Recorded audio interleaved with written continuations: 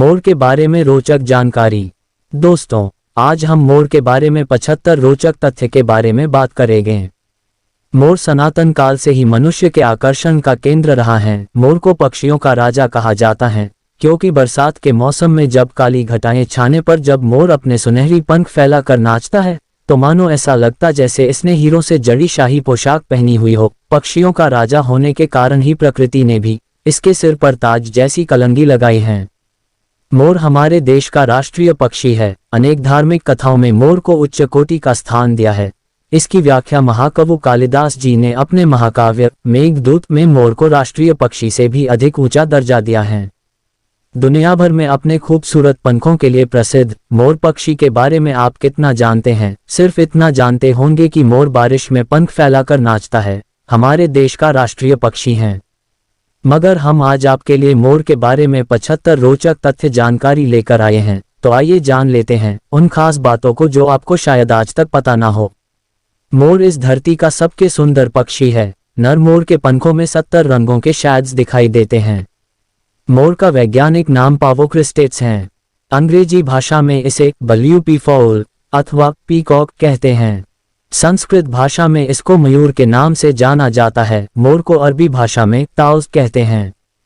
मोर पक्षी एशिया का मूल निवासी है और यह मुख्यतः भारत, श्रीलंका और बर्मा में पाया जाता है। मोर को भारतीय वन्यजीव संरक्षण अधिनियम 1972 के तहत पुनर्तः संरक्षण प्रदान किया गया है। इसके शिकार पर भारत में पूर्णतया प्रतिबंध है। मोरों को इंग्लैंड और जापान में पाल करके रखा जाता है ताकि वहां मोर की आबादी बढ़ाई जा सके। मोर की 3 प्रमुख प्रजातियां पाई जाती हैं, जिनमें भारतीय मोर, अफ्रीकी कांगो मोर और हरा मोर। ये तीनों प्रजातियां एशिया की मूल निवासी मानी जाती हैं। नीला भारतीय मोर, ब्लू इंडियन पीकॉक और हरा मोर, ग्रीन पीकॉक एशियन प्रजाति है। कांगो मोर, अफ्रीकन कांगो पीकॉक अफ्रीकी प्रजाति के है। मोर मुख्यतः भारत, श्रीलंका और बर्मा में पाए जाते हैं। मोर समूह में रहना ज्यादा पसंद करते हैं। एक समूह में आमतौर पर 6 से 10 तक मोर होते हैं। नर मोर को ही पीकॉक को कहा जाता है। मादा मोर को पीहेंस और उनके बच्चों को पीचिक्स कहा जाता है। और इन सभी के लिए सामूहिक शब्द पीफाउल का इस्तेमाल किया जाता है। नर मोर एक से अधिक मादाओं से संबंध बनाते हैं। इसके लिए नर मोर एक समूह हारिम बनाते हैं, जिसमें 3 से ज्यादा मादा मोर होती हैं। मगर आमतौर पर मादा मोर संभोग के लिए अपने साथी नर मोर का चुनाव उसके आकार, रंग, पंखों और पूंछ की सुंदरता देखकर करती हैं। प्रजनन काल के समय नर मोर अपने सुंदर पंखों को फैलाकर मादा को अपनी ओर आकर्षित करने की कोशिश करते हैं। मादा और नर मोर की पहचान करना बहुत ही आसान है। नर मोर के सिर पर बड़ी कलंगी तथा मादा के सिर पर छोटी कलंगी पाई जाती हैं। नर मोर की छोपूंछ पर लंबे व सुनहरे पंखों का एक बहुत ही सुंदर गुच्छा होता है। मोर का रंग नीला, हरा, सफेद, जामुन और धुमे या ग्रे भी होता है। नीला मोर हमारे देश भारत का और घुमेला मोर म्यांमार देश का राष्ट्रीय पक्षी है। 26 जनवरी 1963 को भारत सरकार ने मोर को देश राष्ट्रीय पक्षी नेशनल बर्ड ऑफ इंडिया घोषित किया गया था। भारतीय वन अधिनियम 1972 के तहत मोर को राष्ट्रीय पक्षी घोषित होने पर संरक्षित किया गया है। इसका शिकार करना कानूनी अपराध है। मोर 11 अलग अलग तरह की आवाज निकाल सकता है। सनातन धर्म में मोर को उच्च कोटि का स्थान प्राप्त है। इसलिए योगेश्वर भगवान श्री कृष्ण के मुकुट में मोर का पंख लगा होता है। और मोर भगवान कार्तिक का वाहन भी है। भगवान कार्तिक शिव जी के बेटे हैं। प्राचीन यूनानियों का मानना है कि मोर का शरीर उसकी मौत के बाद भी सड़ता नहीं है, इसलिए उसे अमरता का प्रतीक माना जाता है। फेंग शुई की मान्यताओं के अनुसार मोर पंख को खतरों और आपदाओं से रक्षा करने वाला माना जाता है। पौराणिक कथाओं के अनुसार ग्रीक और रोमन देश के लोग मोर को देवी हेरा, गॉडेस हियरत से जुड़ा हुआ माना जाता है। भारत के सबसे बड़े प्राचीन मौर्य साम्राज्य का राष्ट्रीय चिन्ह भी मोर ही था। चंद्रगुप्त काल में मौर्य साम्राज्य के राज्य में जो भी सिक्के चलन में थे, उसके एक तरफ मोर का चित्र छपा होता था। बादशाह सिकंदर मोर का बहुत शौकीन था। बताया जाता है कि पहली बार सिकंदर ही मोरों को लेकर यूनान गया था। उसके बाद ही मोर पूरी दुनिया में पाया जाने लगा। बताया जाता है कि मुगल बादशाह शाहजहां जिस तख्त पर बैठता था, उस तख्त की रचना ऐसी थी कि दोनों और मोरों के बीच शाहजहां की गद्दी और पीछे पंख फैलाई मोर। इस गद्दी को तख्ते ताउस कहा जाता था।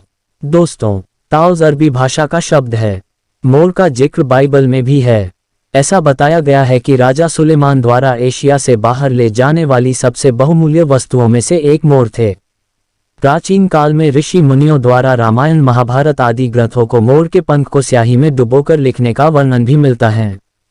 घटते जंगल और अवैध शिकार के कारण मोरों की संख्या में लगातार कमी हो रही है, परंतु भारतीय मोर लुप्त प्राय नहीं है। कॉन्गो पीफाउल नाम की मोर प्रजातियों की सूची संकटग्रस्त में दर्ज है, जबकि ग्रीन पीफाउल नाम की मोर प्रजाति एक लुप्तप्राय प्रजाति है। जंगल में मोर का औसतन जीवन काल 20 साल का माना जाता है। क्योंकि जंगल में शिकारियों और कठोर मौसम के कारण मोरों का जीवन काल संकट रहता है। चिड़ियाघर या अन्य सुरक्षित स्थानों में रहने वाले मोरों का जीवन काल लगभग 5 साल तक माना जाता है। सामान्यतः मोर अपने 8 से ज्यादा साथियों के साथ रहते हैं। मोर हवा में ज्यादा देर तक उड़ नहीं सकते। ये शिकारियों व अन्य हमलावरों से बचने के लिए उड़कर पेड़ों पर बैठ जाते हैं। मोर सर्वाहारी पौधे और जीव जंतु दोनों खाने वाले होते हैं। यह कीड़े मकोड़े, चूहे, छिपकली, दीमक, सांप तक को भी खा जाता है। इसलिए इन्हें किसानों का अच्छा मित्र भी कहा जाता है। नर मोर, मेल पीकॉक, आकार में मादा से दुगने वजन का होता है। नर मोर का वजन 5 से 7 किलोग्राम तक हो सकता है, जबकि मादा मोर, मोरनी पेंट का वजन लगभग 3 से 5 किलोग्राम तक हो सकता है। नर मोर की लंबाई लगभग 6 से 8 फीट तक की हो सकती है, जबकि मादा मोर की लंबाई लगभग 3 से 4 फीट तक की हो सकती है।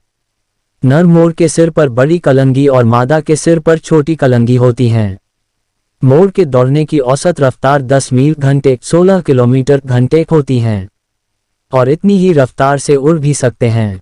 धरती पर सबसे बड़े उड़ने वाले पक्षियों में से एक मोर ही हैं।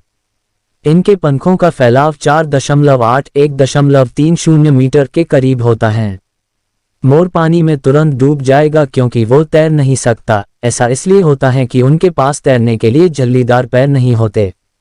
बताया जाता है कि मोरनी मोर के आंसू पीकर प्रेग्नेंट होती हैं, जबकि यह गलत है। मोरनी अंडे देने के लिए घोंसला नहीं बनाती, यह जमीन पर ही सुरक्षित स्थान पर अपने अंडे देती हैं।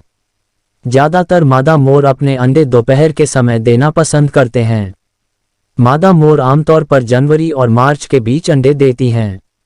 मादा मोर एक बार में 3 से 5 अंडे देती हैं। अंडों को सेने का काम मादा मोर ही करती हैं। लगभग 28-30 दिनों के बाद अंडों में से बच्चे निकलाते हैं। नवजात मोर का जन्म के समय वजन लगभग 100-125 ग्राम के बीच में होता है। मोर का बच्चा अपने जन्म के एक दिन बाद ही चलने फिरने और भोजन करने लायक हो जाता है। नर मोर जन्म के बाद करीब 6 महीनों तक दिखने में मादा मोर की तरह ही होते हैं। 6 महीनों के बाद उनमें हार्मोन्स बदलाव आने शुरू हो जाते हैं, मगर नर मोर की कलगी और पूंछ 3 साल के बाद आती हैं। मोर मोरनी के चोंच की लंबाई 1 से 1.5 इंच तक की होती है। नर मोर बिना खूबसूरत चंदों के ही जन्म लेता है। नर मोर के चंदे 3 साल बाद आने शुरू होते हैं। खूबसूरत चंदे केवल नर मोर में ही आते हैं, जबकि मादा मोर बिना चंदों की होती है।